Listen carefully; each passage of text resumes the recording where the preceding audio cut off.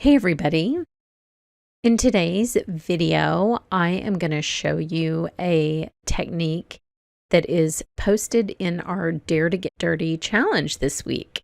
It's so much fun. The video they posted is from Patty Bennett, who is a dear friend and very creative. And so I thought I would show you how I made the backgrounds for these cards. I'm not sure if Patty is the originator of this technique, but her video is how I learned about it. And so that's who I wanted to credit for this. So take any alcohol marker that you have. I am using graphite markers, and I do have a coupon code for these. And I'm using a few different types of surfaces here. I'm using traditional vellum. I'm using iridescent vellum. I'm using Duralar, which is a great substitute for vellum, and just to see if this acts any differently from substrate to substrate. I'm also using 99% alcohol. In Patty's video, she said you can use 91. You can also use blending solution, which I have done. So just whatever you have, just use that. You might even be able to use 70% rubbing alcohol. And after you've activated the ink, just add something sparkly. I'm using a Nuvo Sparkle pen.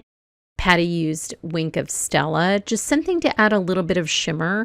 One of my favorite shimmery mediums is the Marabou Rainbow Mixative, and I'll post a link to that down below. Now, I found that on the iridescent vellum, the colors sort of all blended together in a way that was kind of different from what you'll see on the other samples that I'm making, where you get kind of the more traditional alcohol ink hard edges and fun sort of blending shapes that still give you a little bit of definition. So I'm going to go ahead and say that the vellum and the Duralar performed a little bit better, unless you just want a completely covered background with none of that detailing. So I have a few more pieces here, both vellum and Duralar, that I will repeat this process on. And of course, you can do it with any colors. I am doing this for a challenge on Splitcoast. I can't reveal the details of the challenge because this is a fan club event. So if you are a fan club member, head over there and check out what the challenge is. But since I chose all pinks, you might be able to guess at least who my host for the challenge is. Now I have a little hand dryer that sometimes I help dry the alcohol inks with. This is probably my favorite tool to use with alcohol inks. It just sort of speeds everything up a little bit, and I like it a lot. These little bottles, I'll put a link to these below. They have a much finer tip than alcohol ink bottles do. And so it's much easier to just really precisely apply the alcohol where you want. And see the hard edges that I'm talking about? These are important because if you want to apply foil later on or gilding flakes, you need these sort of stickier hard edges. And you don't really get that with the iridescent vellum.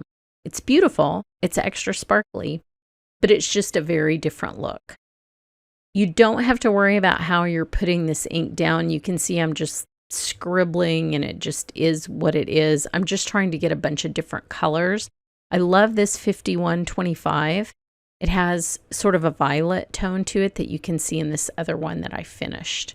And I think it's really, really pretty. So once that's done, I'll do the same thing. I did not perceive a difference between the Duralar and the vellum. So in my opinion, those two things are interchangeable. They didn't react differently with the ink, and they didn't really react differently with the Wink of Stella. So I think whatever you have on hand is fine if you have one or the other of those. I think that you'll be able to do this technique and really like it. Now, the Wink of Stella, since it's a water-based medium and you're putting it on top of an alcohol-based medium, I would recommend when it is completely dry that you just lightly spray it with hairspray or another fixative, because that Wink of Stella will rub off if you don't. So I usually just do a little bit of hairspray, kind of swish my alcohol ink piece through it, and then that Wink of Stella or Nuvo pen will be sealed on there.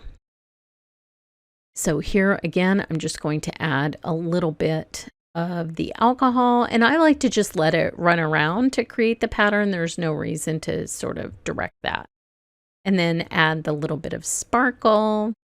Again, I can't tell you what challenge this is for, but it's going to be so much fun. And I'm going to do something unexpected with it, as you saw at the beginning, which is to color my frog pink, because if it's a challenge that I'm doing, why can't I have a pink frog? Why do frogs have to be green?